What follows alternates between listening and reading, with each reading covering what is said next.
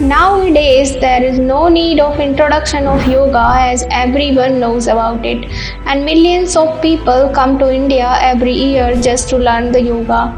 But we think that we know everything about yoga and asanas in today's modern yoga, which is prevalent all over the world, and it is believed that yoga is the new thing to the world. But these carvings depicted in these Indian temples are more than 1,000 years old, defies the theory that it's a new thing to the world. There are many carvings of yoga asanas and postures carved in many temples of India which are still unidentified and unrecognized. There are many temples in India which are depicted with the carvings of yoga asanas. Today in this video we will discuss about such temples of India where some of the earliest known yoga postures and asanas appear in the carvings of the temples, and those temples are more than 800 to 1000 years old. Today in this video we will discuss all the poses one by one depicted on the walls of the temples. In that list, the first temple we are talking about is Mankeshwara Temple at Jodhge in Nasik district, located on the Mumbai-Nagra National Highway in the northeast of Malegaon. This Shiva temple was built in the 12th century in Bhumija style. This is an image of a yogi in Torana arc-like structure above the Devkostha. A fish is shown below the yogi, indicating that it is Matsyendranath. The image is small, fragile and defaced.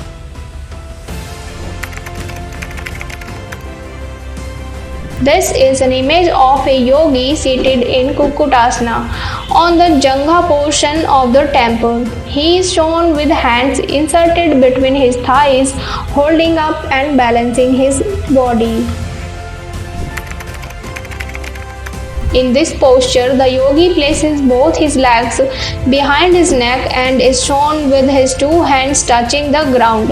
This posture is believed to be similar to that of Anindrasana, Pasini Mudra, Skandasana and Dvipada Sirasana. Yogi is depicted in Vajrasana, seated on his knees with a hand placed on each knee. The yogi is seated in Kubadi Asana, depicted on the Jangha portion.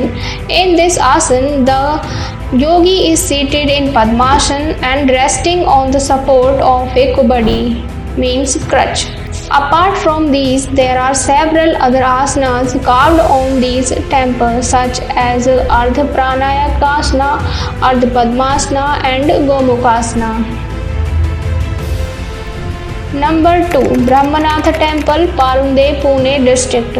The Brahmanatha Temple at Parunde in Pune district is also of archaeological importance for its sculptural representation of yoga poses. Based on that remains of its architecture, it can be dated to the 13th century. The decorative pillars of the Brahmanatha Temple have rare depictions of different yogic asanas. Only 6 decorated pillars have survived amongst the sculptural material. This type of postures are carved on that pillar. Some postures are identified, however some postures are not identified. Most of the asanas have been identified based on manuscript. There are some texts showing the names of some asanas. This asana is depicted on the western side of the middle octagonal bracket. The image is shown arcing backward, the face is touching the ground and the entire body is balanced on the palms. The panel on the southwestern side of the first pillar depicts 2 images performing what is called the Neti Kriya, cleansing of the nasal passage. Though the depiction of the actual action is the same, they are shown sitting in different asanas. There are 2 depictions of this asana found on the left hand side of images on the northern and northeastern panel. The asana resembles the shape of a boat and hence the name is Naukasana. This is depicted on the southern side of the pillar on the middle bracket. The yogi is shown seated towards the right with his legs fully stretched. He is bent forward and is holding the right foot with his right hand. Facial features are not clear owing to the erosion in the figure. This asana is depicted on the southern panel of the lower bracket. The yogi is shown seated. His left leg is crossed over his right leg, which is bent backwards. He appears to be sitting on his right leg. The body is turned towards the left. His right hand is near his left foot while the left hand is turned upwards. His face is turned backwards. His hair is matted and is tied in a bun. As the nomenclature suggests, this posture is known after Matsyendranath. In this asana, yogi is shown in sitting in bending position. This asana starts with Tadasana, with the inhaling and exhaling process. Holding the feet or ground when bending towards the ground. Hold for 30 seconds to 1 minute. Breathing deeply to come out, inhales and slowly lifts his torso back, stepping his feet together to return to Tadasana. In this asana, a yogi sits with his legs extended in front of him, bends his right knee and places the sole of his foot against the left inner thigh, reaching for his foot or chin. In this depiction, yogi is in half-lying position, bending his left leg towards stomach, leaning back slightly and placing hands on the floor for support. Press feet together, lifting the chest and lengthening the spine. In this carving, yogi is lying on the side with legs extended, resting his head on the lower arm and lifting the top leg, holding onto the big toe with the top hand. This is a carving found at Khajuraho temple sitting in Siddhasana, showing various hand gestures and mudras. This is a carving of 4 yogis in which 2 are performing pranayam and on the right side a yogi is performing Nadi Shodhan pranayam. These images of pranayam are found in a temple of Ahmednagar district of Maharashtra in which 2 women are doing pranayam in a duo. Panhale Kazi is in the coastal area of Maharashtra. Here in the cave number 29 we can see the various depictions of Siddhas. They have been depicted all over the walls of the cell. Here in this carving of Someshwar temple of Parunde, a yogi is shown in a standing position and performing Tadasana. This temple was built in 14th century and the jungle portion of this temple is filled with various carvings of yogis.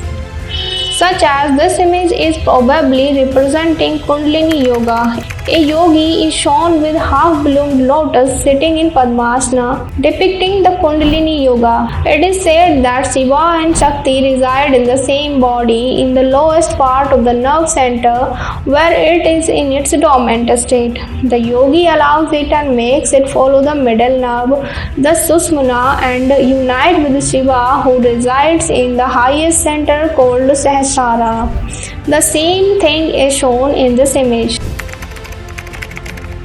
There are various mentions of Nath Yoginis as well depicted in Indian temples, which shows that the females were also the part of all things in ancient India. Here you can see various depictions of Nath Yoginis at Mukteshwar temple shown in many postures here.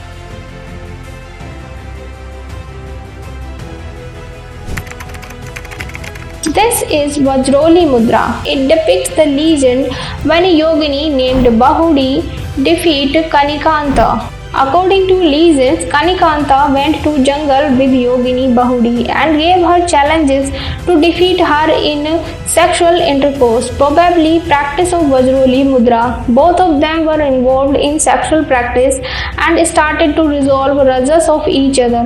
Unfortunately, Bahudi, a worshipper of Kamakhya, acted treacherously and defeated Kanikanta. This legend indicates the practice of Vajroli Mudra. It indicates the Vajroli Mudra and practice of prevalent in 13th century. These two images show Sitli and Sitkari carved at Changdeva temple. In this, a sadhak makes a whistling sound while inhaling through the mouth and exhaling through the nostrils. Two carvings of these yogis doing Sitkari have been shown on the phalanx slab of Changdeva temple in Maharashtra.